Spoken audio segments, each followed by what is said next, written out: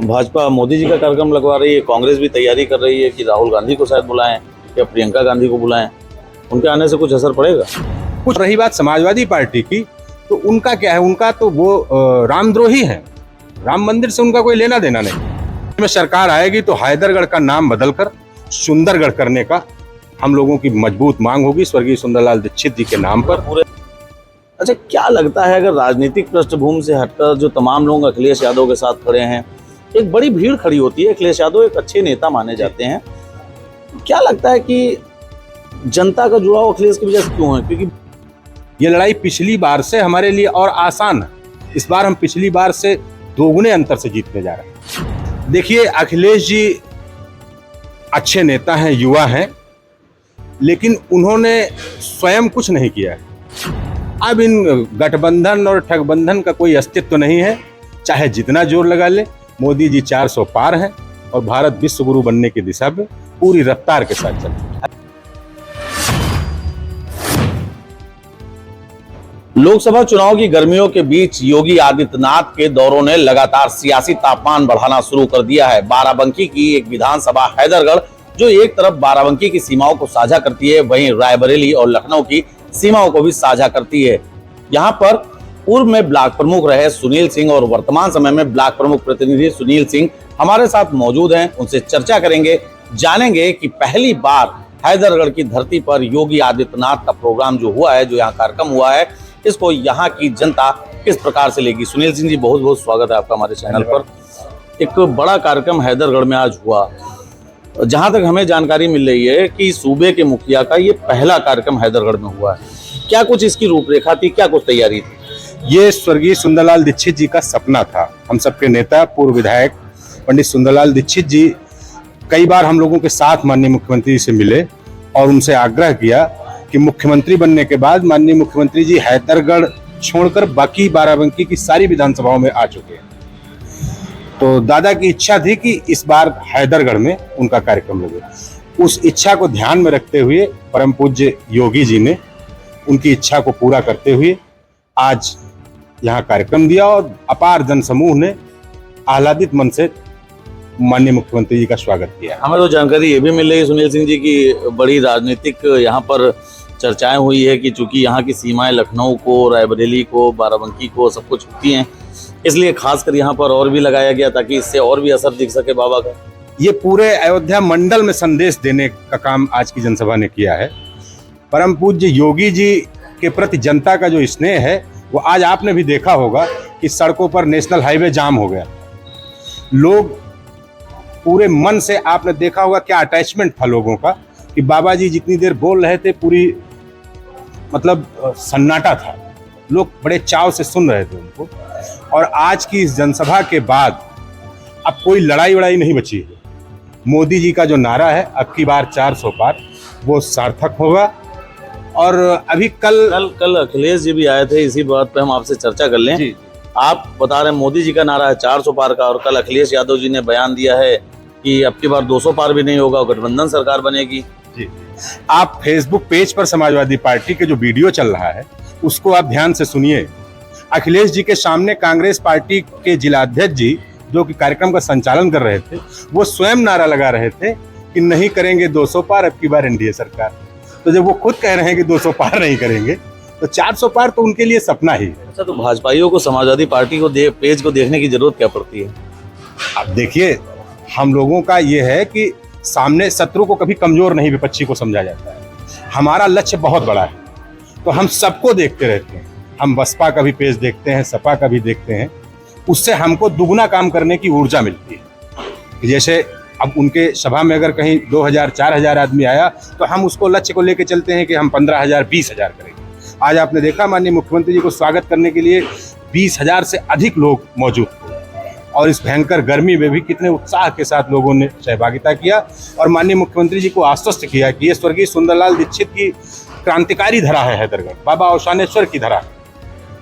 यहाँ से हम लोग पूरे बाराबंकी जनपद में, बाराबंकी लोकसभा में जो 4 सीटें हैं, पिछली बार भी 4 विधानसभा सीटों में जो अंतर था हार जीत का, उतना अंतर अकेले हैदरगढ़ से हम लोगों ने दिया।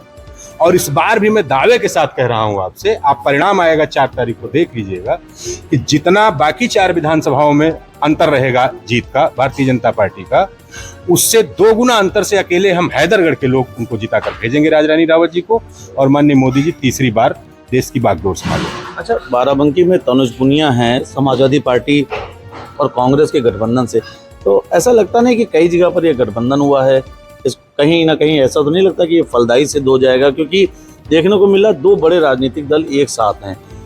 भाजपा बाराबंकी में अगर बात करें तो यहाँ किसी भी प्रकार का गठबंधन तो है नहीं भाजपा का। ऐसा नहीं लगता कि पलड़ा कहीं भारी पड़ जाए? देखिए, कांग्रेस उत्तर प्रदेश में राष्ट्रीय स्तर की पार्टी है, लेकिन उत्तर प्रदेश में उसका कोई अस्तित्व नहीं। इसके पहले का चुनाव आप देखिए 2017 का, कि बसपा और सपा उत्तर प्रदेश की 2 सबसे मजबूत पार्टी थी भाजपा के बाद, उन दोनों का गठबंधन था। उसके बाद परिणाम क्या था? तो ये कांग्रेस और सपा का गठबंधन तो उससे कमजोर ही है। ये लड़ाई पिछली बार से हमारे लिए और आसान है। इस बार हम पिछली बार से 2 गुने अंतर से जीतने जा रहे हैं।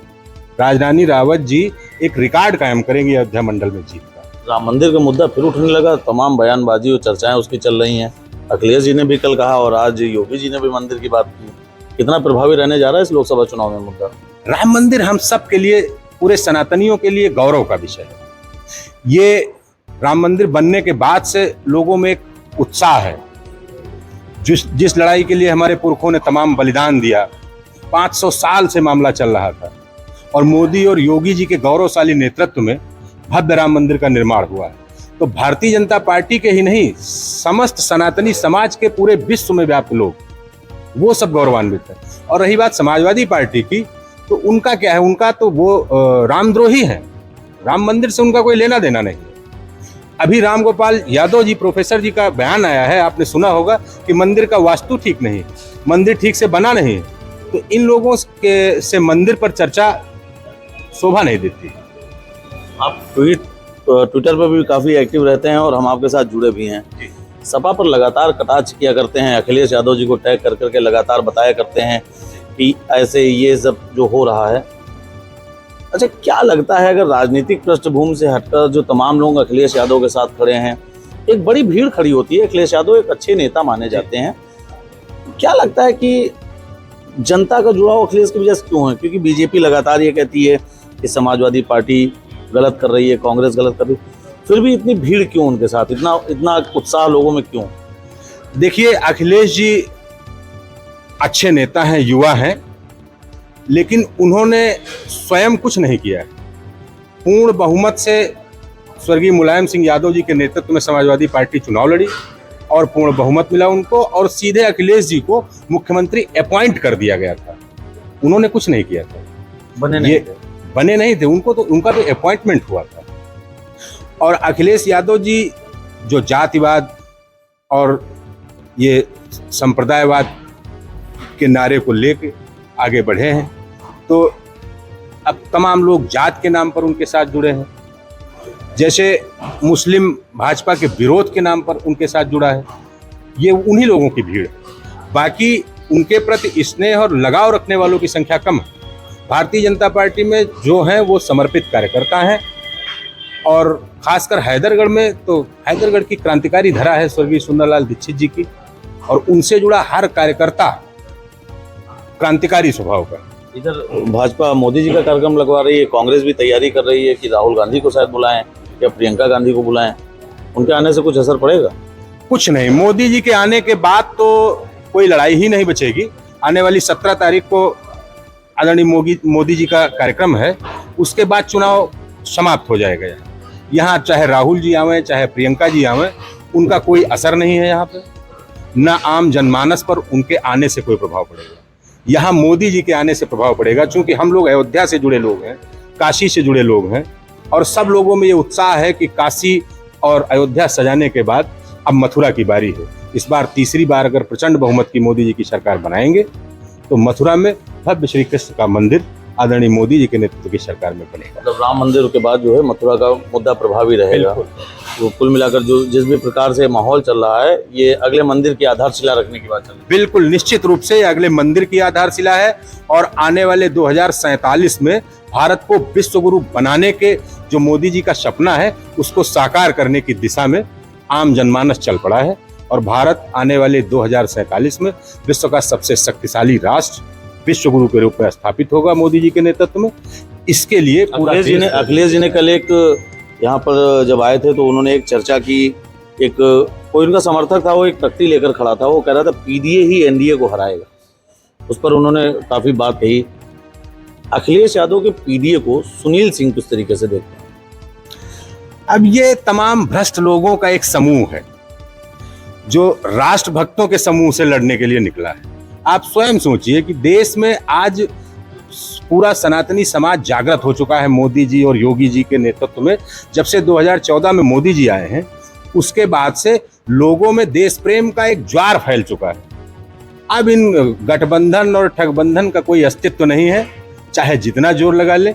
मोदी जी 400 पार हैं और भारत विश्व गुरु बनने की दिशा में पूरी रफ्तार के साथ चल चुका है। हैदरगढ़ को लेकर क्या कुछ और मांग रहेंगी? एक अंतिम सवाल आपसे रहेगा कि अगर भविष्य में सरकार आती है भाजपा की तो हैदरगढ़ के लिए क्या कुछ और खास मांग रहेंगी? भविष्य में सरकार आएगी तो हैदरगढ़ का नाम बदलकर सुंदरगढ़ करने का हम लोगों की मजबूत मांग होगी स्वर्गीय सुंदरलाल दीक्षित जी के नाम पर। पूरे योगी जी के नक्शे कदम पे चल रहे हैं नाम बदलने वाली। जैसा उन्होंने कहा कि उत्तर प्रदेश के एक जिले का नाम लेते हैं तो उनको अखरता है, तो वही आपके साथ भी है क्या? बिल्कुल, हम लोग योगी जी के अनुयायी हैं और उनके मार्गदर्शन, उनके दिशा निर्देश पर ही चलते हैं। और स्वर्गीय सुंदरलाल दीक्षित जी एक सन्यासी थे, नेता ही नहीं थे।